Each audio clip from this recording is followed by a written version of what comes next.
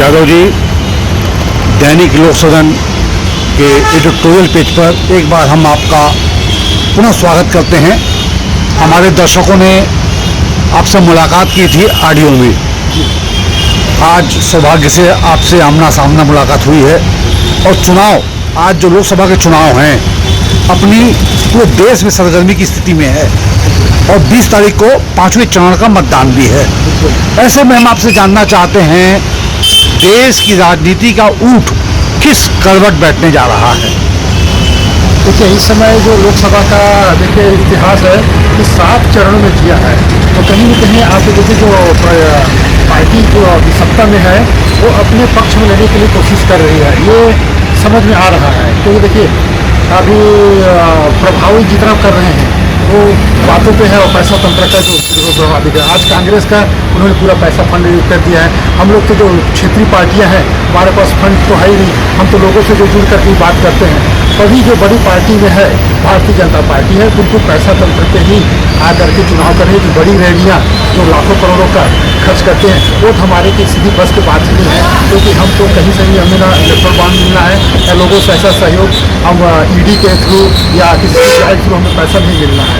हम जो कर रहे हैं लोगों से मतदान जो अपेक्षा करते हैं, संविधान के अंतर्गत ही निर्माण करते हैं। मेरा तो यही अपेक्षा है कि लोग अपना जो चुनाव आयोग है कहीं कहीं मूल चूल से परिवर्तन करने की आवश्यकता है, जिससे पैसा तंत्र का रोल खत्म हो और चुनाव आयोग जो प्रत्याशी जो चाहे निर्दलीय हो चाहे राष्ट्रीय पार्टी हो, सबको बराबर अधिकार मिले लोगों के बीच में जा करके मत को प्राप्त करने का। यादव जी, आप शिक्षित शख्स हैं, आप इंजीनियर रहे, आपने कॉन्ट्रैक्टरशिप की।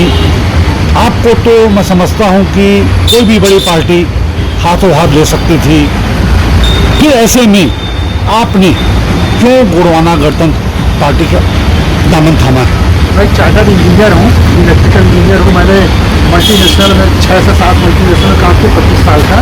मेरा ये मैं पर्यावरण के साथ जुड़ा हुआ आदमी हूँ।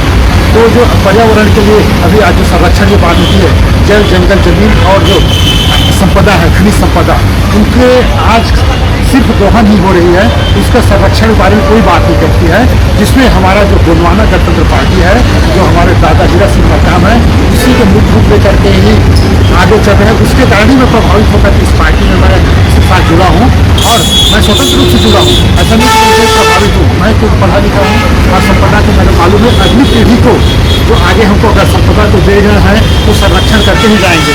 कहीं भी प्रशासन जा रहे, लेकिन अंतर्राष्ट्रीय लेवल में आज सोलर का जो भारत अग्रणी है, जरूर ये सोलर ऊर्जा वगैरह में नॉन रिन्यूएबल एनर्जी का जो उपयोग करने के लिए, लेकिन कहीं कहीं जो विद्वान लोगों की कमी है, जिसके कारण हम आगे जाकर के जो प्रकृति का जो आज प्रकोप हम झेल रहे हैं, तो जब तक हम पढ़े लिखे लोग आगे नहीं आएंगे, तब तक प्रकृति के साथ जुड़ करके हम सॉल्यूशन नहीं निकालेंगे।